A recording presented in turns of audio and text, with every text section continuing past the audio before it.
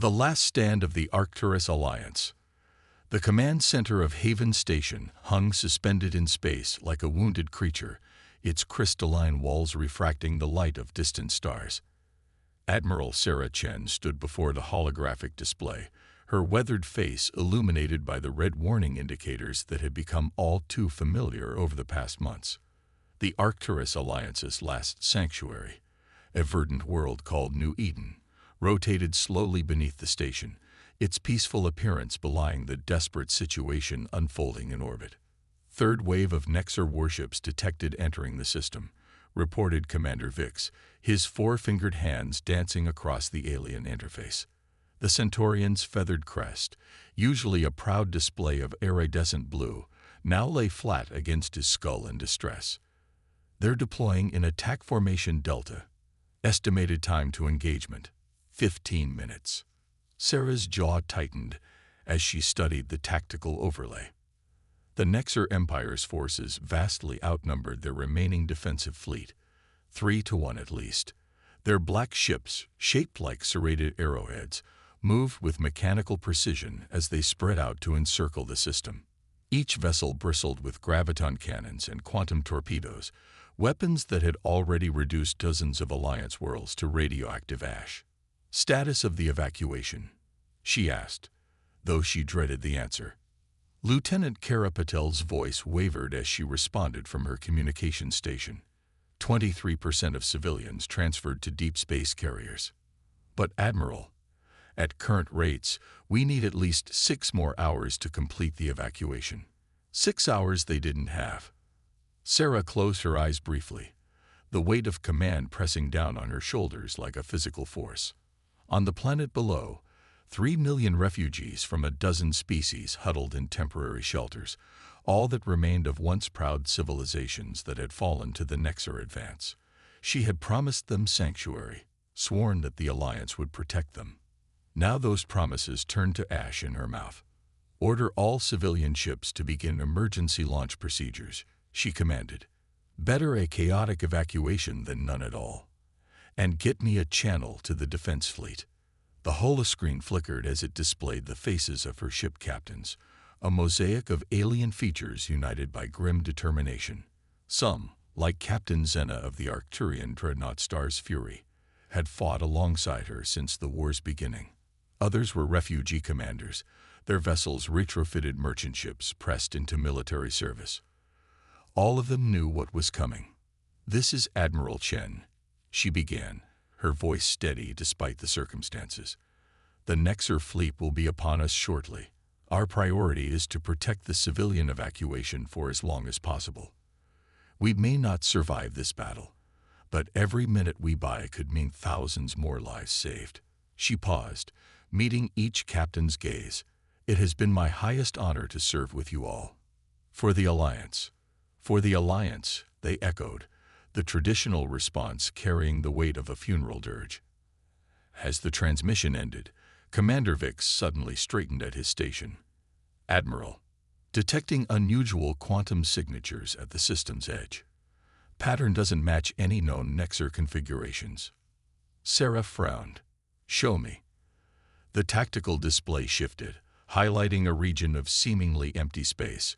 But as they watched, the quantum readings intensified, forming a complex geometric pattern that set Sarah's scientific instincts tingling.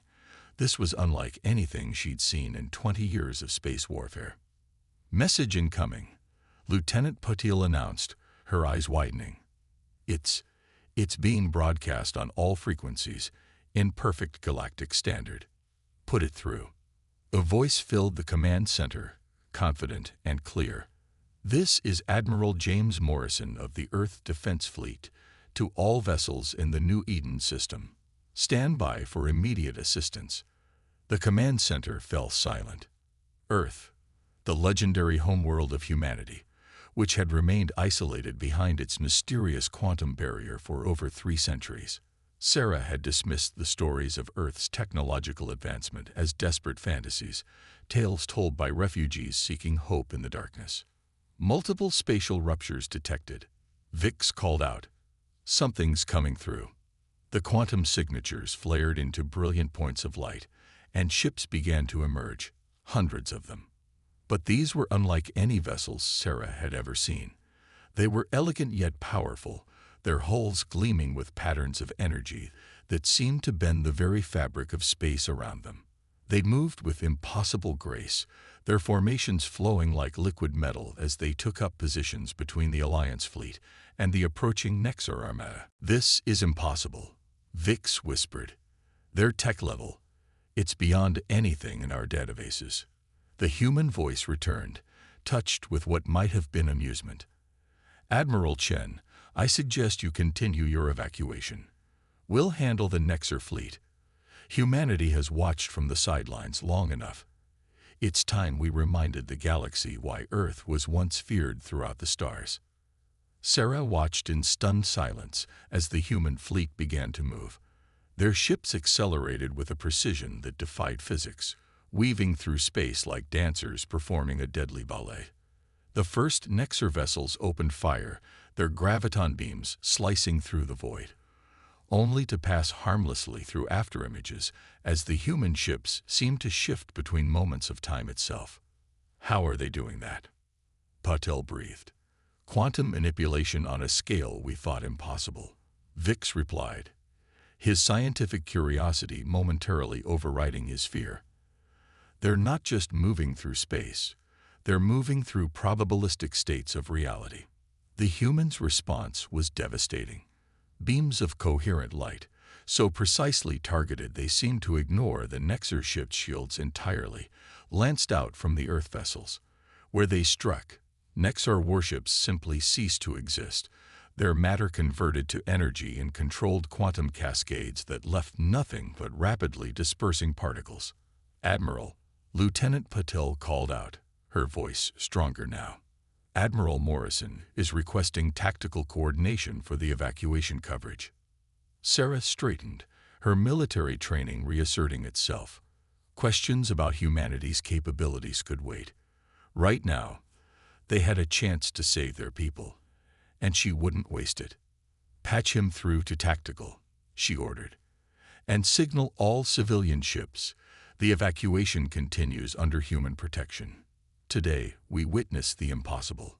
As she began coordinating with the Earth fleet, Sarah allowed herself to feel something she hadn't experienced in years: hope. The Nexar Empire had awakened a sleeping giant, and the galaxy would never be the same. In the space around New Eden, the battle continued to unfold like a deadly dance between order and chaos. The human ships moved with a precision that made mockery of normal combat doctrine, their quantum-shifted strikes allowing no possibility of survival for their targets. The Nexar fleet, for the first time in their long campaign of conquest, found themselves facing an enemy they couldn't comprehend, let alone defeat. And on Haven Station's command deck, Admiral Sarah Chen watched as humanity rewrote the rules of warfare, wondering what other secrets Earth had been keeping during its long isolation. The game had changed, but this was only the beginning. The real question was, what would humanity do with its power once the dust settled? "Humanity awakens." Admiral James Morrison stood aboard the bridge of the EDF Hyperion, Earth's most advanced quantum battleship, watching the tactical display with calculated intensity. The ship's neural interface hummed at the base of his skull, feeding him real-time data from the entire human fleet. 3 centuries of isolation had transformed humanity into something that their ancestors could scarcely have imagined. The Hyperion's bridge was unlike anything the Alliance or Nexar Empire had ever seen. No physical controls cluttered the space.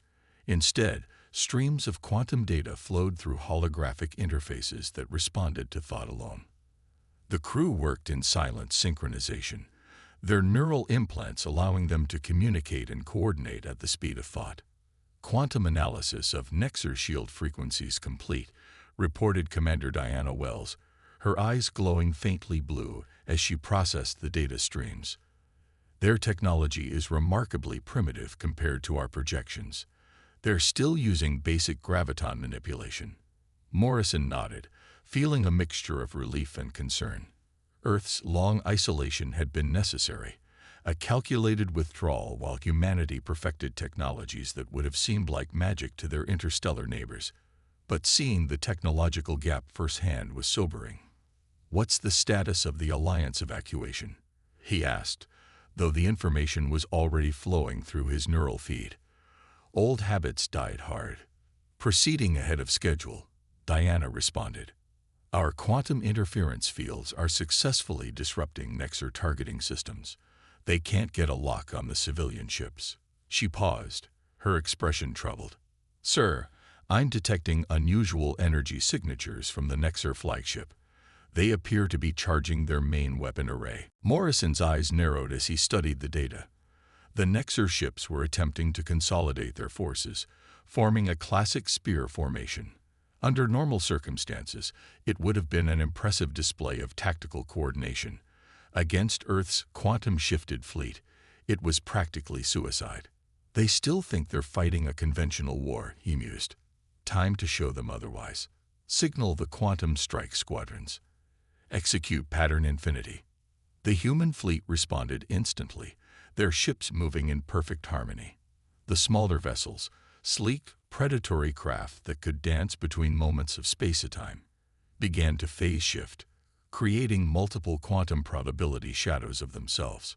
To the Nexar sensors, it would appear as if they were fighting thousands of ships instead of hundreds. Through his neural link, Morrison felt the collective consciousness of his fleet, not true telepathy, but a deep technological synchronization that allowed for instant coordination. He could sense the determination of his crews, their pride in finally revealing humanity's true strength, and their sadness at the destruction they were about to unleash. The Nexar fleet opened fire, their graviton beams cutting through space in a desperate attempt to hit the phantom ships that seemed to multiply before their eyes.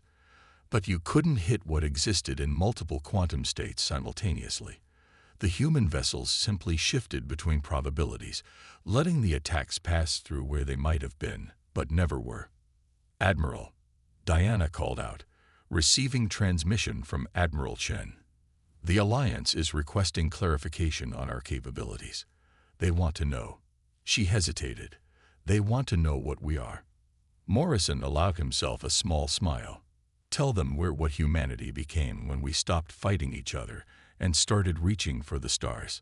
Open a channel to the Nexar flagship." The holoscreen shimmered, revealing the face of the Nexar fleet commander. The alien's crystalline features registered what Morrison recognized as shock. Apparently, they hadn't expected their enemies to simply call in the middle of battle. "This is Admiral Morrison of Earth," he stated calmly. "Your empire has committed genocide against peaceful species, destroyed worlds, and threatened the stability of this galaxy. We are giving you one chance to surrender and withdraw. There will not be a second offer." The Nexar commander's translator processed the message, and their response came back filled with scorn. "Earth has hidden behind its barriers for centuries while the strong conquered the weak. You have no right to interfere now. The Nexar Empire does not surrender to primitive species who cower in isolation." Morrison sighed. "We didn't isolate ourselves out of fear. We did it to prepare, to advance beyond the endless cycles of war that plague this galaxy." Computer, display Earth's technological advancement timeline. The holoscreen split, showing the Nexar commander a series of images. The development of quantum manipulation technology, the mastery of probability drives, the creation of neural interfaces that allowed humans to merge with their machines without losing their humanity. 300 years of progress, compressed into 30 seconds. "This is your final warning," Morrison said. "Surrender, or face the consequences of challenging a post-quantum civilization." The Nexar commander's response was to order their flagship to fire its main weapon, a massive graviton cannon that could tear apart a conventional battleship. The beam lanced out, directly towards the Hyperion. Morrison didn't even need to give an order. The quantum fields around his ship shifted, and the graviton beam passed through empty space, its energy dispersed harmlessly across multiple probability states. The Hyperion didn't dodge. It simply chose to exist where the beam wasn't. "Very well," Morrison said quietly. "Diana, initiate Protocol Omega." Let's show them why humanity chose to wait until we were ready. The human fleet moved as one, their quantum drives activating in perfect synchronization. Space itself seemed to shiver as probability fields collapsed and reformed. The Nexer ships found themselves fighting an enemy that could literally choose which version of reality they existed in, their powerful weapons useless against foes that could step between moments of time. On Haven Station, Admiral Chen and her crew watched in awe as humanity demonstrated why they had spent centuries preparing. This wasn't just advanced technology. This was evolution, the next step in civilization's growth. The galaxy had awakened a sleeping giant, and nothing would ever be the same. Morrison watched the battle unfold with a mixture of pride and sadness. Humanity had achieved its goal. They were now advanced enough to protect the galaxy from empires like the Nexer. But as he observed the devastation their superior technology could inflict, he wondered if they had truly become wise enough to handle such power responsibly. The answer to that question would shape the future of all species in the galaxy. The Battle of New Hope. The space around New Eden had become a quantum battlefield where conventional physics seemed to break down. Debris from destroyed Nexer ships drifted in expanding clouds, while streams of refugees continued their desperate flight to safety. On Haven Station's command deck, Admiral Sarah Chen worked alongside her human counterpart, witnessing a kind of warfare that defied everything she thought she knew about combat. Quantum corridors established for evacuation routes 7 through 12. Commander Vix reported, his feathered crest now raised in excitement rather than fear. The humans are using some kind of probability manipulation to ensure the refugee ships can't be targeted. It's beautiful. Through the command center's crystalline windows, Sarah watched as civilian ships passed through shimmering tunnels of altered spacetime. The human vessels moved around them in complex patterns, their quantum drives creating safe passages through the chaos of battle. What looked like random movement to the untrained eye was actually an intricate dance of probability and protection. On the bridge of the Hyperion, Admiral Morrison coordinated the complex operation through his neural interface. Status of the refugee evacuation, he asked, though the data was already flowing through his mind. 67% complete. Commander Wells responded, her cybernetically enhanced eyes tracking multiple data streams simultaneously. But sir, we have a problem. The Nexer are adapting faster than predicted. They're attempting to synchronize their shield frequencies with our quantum signatures. Morrison frowned. The Nexer Empire hadn't survived this long by being stupid. Their technical inferiority was being offset by their ability to learn and adapt in real time. Show me their pattern recognition algorithms. A holographic display materialized, showing the complex mathematical formulas the Nexer were using to analyze human attack patterns. They were crude by Earth's standards, but effective enough to be dangerous. The enemy was learning, evolving their tactics with each passing moment. Fascinating. A new voice interjected. Dr. Elena Santos, the Hyperion's quantum physics specialist, stepped onto the bridge. Her neural implants glowed softly as she processed the data. They're using our own quantum wake signatures to predict our probability shifts. Primitive, but clever. Morrison nodded. Options?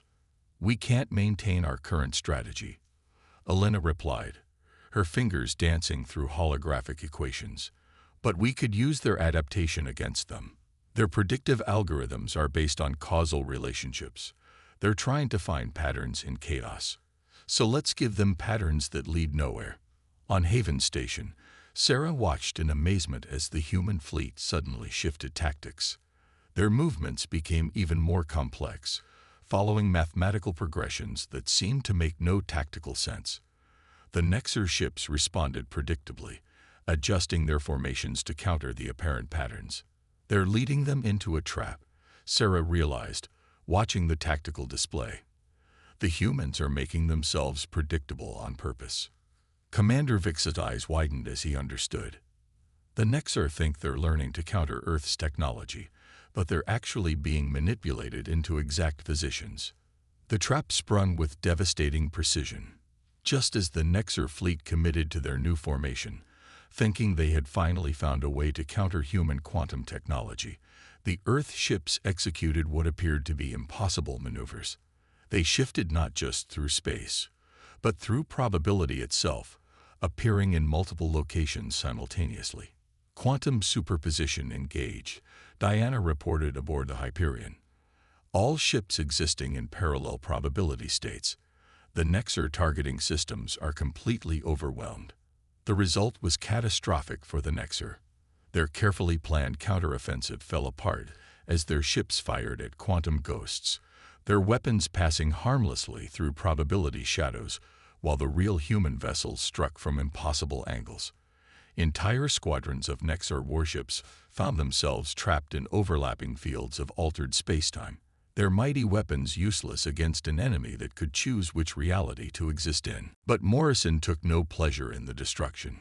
Through his neural link, he could feel the deaths of thousands of Nexer crew members, their ships torn apart by weapons they couldn't comprehend. This was the burden of advancement, the power to end lives with a thought, to reshape reality itself in the name of protection. "Sir," Diana's voice cut through his thoughts. "The Nexer flagship is preparing for something big. Energy readings are off the scale. They're desperate," Alina added, studying the data. "Their primary reactor is going critical. They're going to try to take as many of us with them as they can." Morrison's decision was instant. Initiate Protocol Epsilon. Focus all quantum fields on containing that explosion. Divert power from weapons to probability shields. He opened a channel to Haven Station. "Admiral Chen, get your remaining ships clear. This is about to get interesting." Sarah watched in horror as the Nexer flagship began to glow with unnatural energy. A reactor detonation of that size could destroy everything in the system.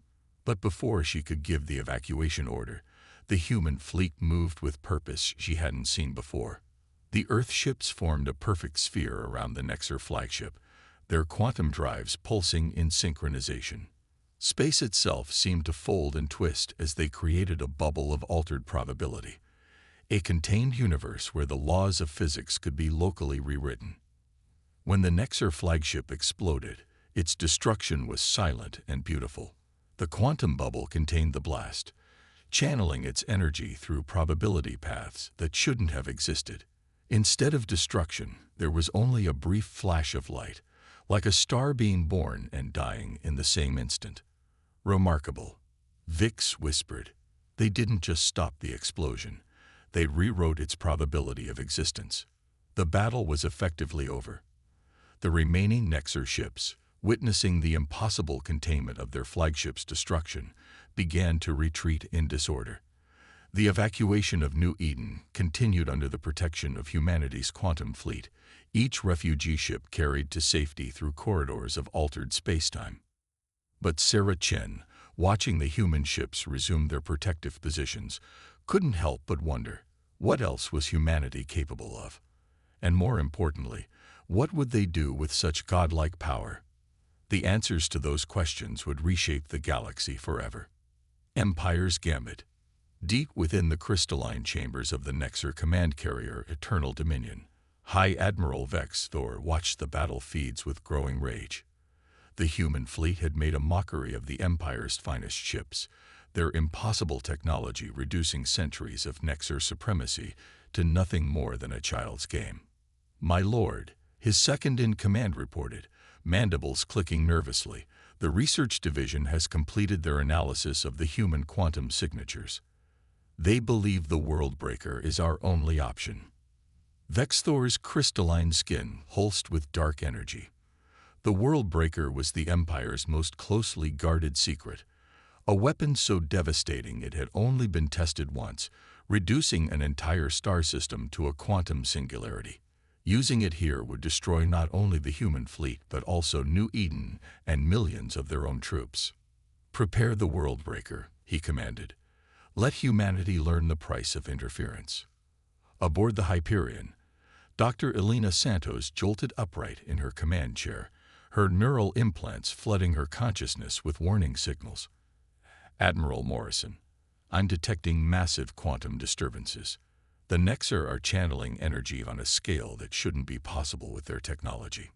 Morrison accessed the sensor data through his neural link, his enhanced mind processing the implications in microseconds. The Nexar were attempting something desperate and potentially catastrophic. They've been holding back, he realized. Diana, full spectrum analysis. Commander Wells' cybernetic eyes glowed brighter as she processed the incoming data. Sir, they're creating some kind of artificial quantum resonance cascade. The energy signature matches theoretical models for artificial space-time collapse. They're trying to create a controlled black hole, Elena breathed. But their understanding of quantum mechanics is too primitive. They'll tear reality apart. On Haven Station, Admiral Chen watched with growing horror as new energy signatures bloomed on her tactical display. What are they doing? She demanded, turning to Commander Vix. The Centaurian's feathers had turned stark white with fear. The readings, they matched stories I heard of a Nexar superweapon. A system killer. We called it a myth. Morrison's voice cut through their communications. It's no myth. They're desperate enough to risk everything. There was a pause. Then, Admiral Chen, get your remaining ships clear of the system. We'll handle this. Handle it? Sarah questioned. How can you possibly? Because we've seen this before, Morrison interrupted. 300 years ago, Earth faced a similar choice. We chose isolation not just to advance our technology, but to ensure we'd never be tempted to use weapons like this. Now we'll show the Nexar why. The human fleet began to move in new patterns, their formation shifting into complex geometric shapes that seemed to fold through dimensions. Through his neural interface, Morrison coordinated with every ship commander simultaneously, their enhanced minds working in perfect synchronization. Dr. Santos, he called out, initiate protocol Omega Black. Elena's hands flew across holographic interfaces as she input commands. Sir, we've never attempted quantum reformation on this scale. The energy requirements will be met, Morrison finished. Divert all power to the probability drives. We're going to teach the Nexar the difference between using quantum mechanics and understanding them. On the Eternal Dominion, Vexthor watched with satisfaction as the Worldbreaker's energy matrices aligned. The weapons core began to pulse with terrible power, reality itself seeming to warp around it. Firing sequence initiated, his weapons officer reported. Quantum collapse will begin in 30 seconds. But something was wrong. The human fleet wasn't retreating. Instead, their ships had arranged themselves in an impossible pattern, their quantum drives pulsing in perfect harmony. Space itself seemed to shiver around them. My lord, his science officer cried out. The humans, they're creating some kind of quantum interference pattern. They're rewriting the local laws of physics. Aboard the Hyperion, Morrison felt the strain through his neural interface as the entire human fleet operated as one vast quantum computer. They weren't just fighting the Worldbreaker. They were changing the fundamental rules that allowed it to exist. Elena, he gritted through clenched teeth. Status. Quantum reformation at 70%, she reported, her own implants glowing white-hot with effort. The Nexar weapon is trying to collapse space-time, but we're maintaining quantum coherence through probability manipulation. We're literally telling reality which version of itself to be. The space between the two fleets became a battlefield of physics itself. The Worldbreaker's energy beam lanced out, trying to tear a hole in the fabric of space-time. But it met a wall of pure probability, where the human fleet had effectively rewritten the local laws of physics to make such a collapse impossible. Impossible. Vexthor raged as his superweapon's energy was contained and redirected. No species can control quantum mechanics at this level. That's where you're wrong. Morrison's voice came through on all frequencies. We don't control quantum mechanics. We understand them. We accept them. And most importantly, we respect them. The human fleet's quantum drives pulsed one final time, and reality seemed to hiccup. The World Breaker's energy was caught in a probability loop, feeding back into itself in an endless cycle that could neither collapse space-time nor release its destructive power. "Target their weapon core," Morrison commanded. "Precise quantum strikes only. Let's end this without any more bloodshed." Beams of coherent probability lanced out from the human ships, striking the World Breaker with surgical precision. The superweapon's containment fields collapsed, its energy dispersing harmlessly across multiple probability states. On Haven Station, Sarah Chen watched in awe as humanity demonstrated the true meaning of advanced civilization. Not just the power to destroy, but the wisdom to prevent destruction itself. The battle was over, but the message was clear. Humanity hadn't hidden away in fear. They had waited, learned, and evolved until they could ensure such weapons would never threaten the galaxy again. The question now was, what would the Nexer Empire do in the face of such overwhelming technological superiority? Dawn of a new era. The Great Hall of Haven Station had been transformed. Where once military officers had plotted defensive strategies, now representatives from dozens of species gathered, their attention focused on the diplomatic proceedings about to begin. Admiral Sarah Chen stood at one of the crystalline windows, watching the combined fleets of humanity and the Alliance maintaining their protective formation around New Eden. The Nexer Empire's failed gambit with the Worldbreaker had marked a turning point in the conflict. Their remaining forces had withdrawn to their core systems, their centuries-long expansion halted by humanity's intervention. But today wasn't about military victory. It was about shaping the future of galactic civilization. Quite a view, isn't it? Admiral Morrison appeared beside her, his neural implants dimmed to their lowest setting out of courtesy to the non-human delegates. 300 years ago, we could barely reach our own moon. Now we're rewriting the laws of physics. Sarah turned to study him. Why did Earth really isolate itself? The truth, this time. Morrison smiled slightly. The truth. We were afraid, not of defeat, but of victory. Humanity's history is filled with empires that rose through military might, only to become the very thing they once fought against. We needed time not just to advance our technology, but to advance ourselves. Their conversation was interrupted as Commander Vix approached, his feathers now adorned with the formal markings of an Alliance diplomatic liaison. "They're ready to begin," he announced, his voice carrying a mix of hope and apprehension. The Great Hall fell silent as representatives took their seats.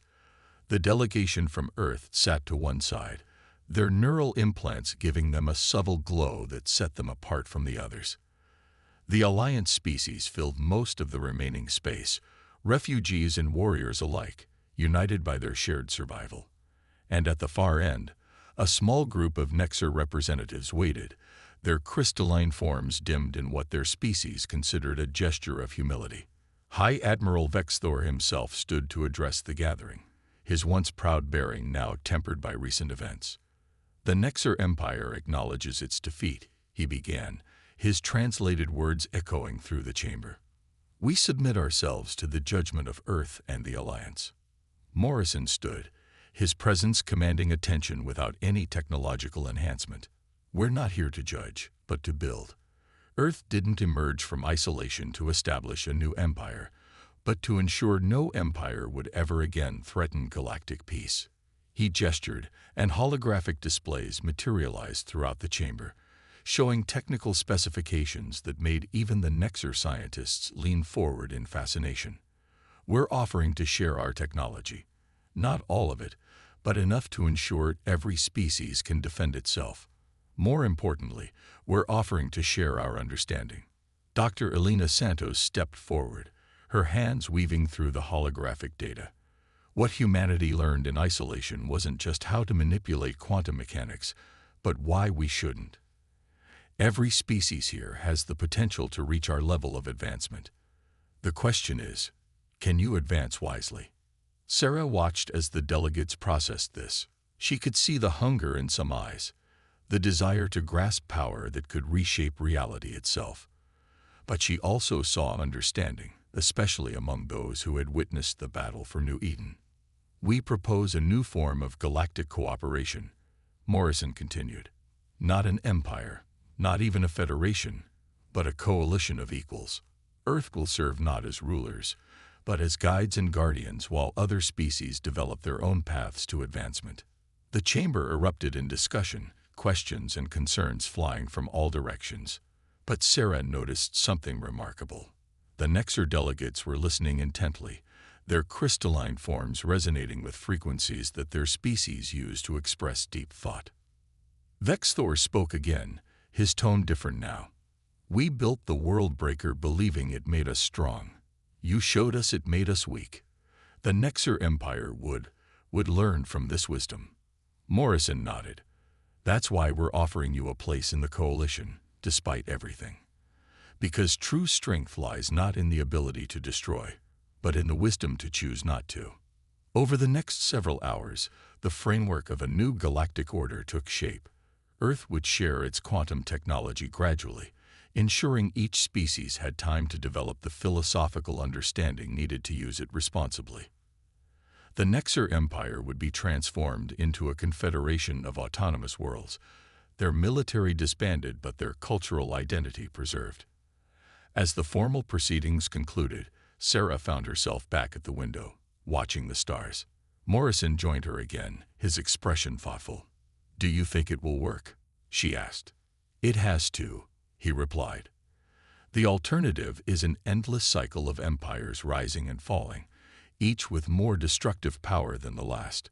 We didn't spend 3 centuries in isolation just to watch the galaxy tear itself apart." Through the crystal panes, they could see the refugee ships still arriving at New Eden, each one carrying survivors toward a future that suddenly held more promise than fear. The human fleet maintained their protective formation, their quantum drives a reminder of how far humanity had come and how far they could help others go.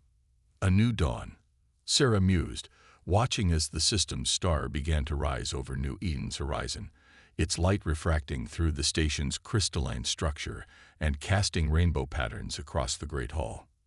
"No," Morrison corrected gently. "A new beginning. The real challenge isn't defeating empires or mastering quantum mechanics. It's ensuring that as we advance, we don't lose our humanity, or whatever makes each species unique."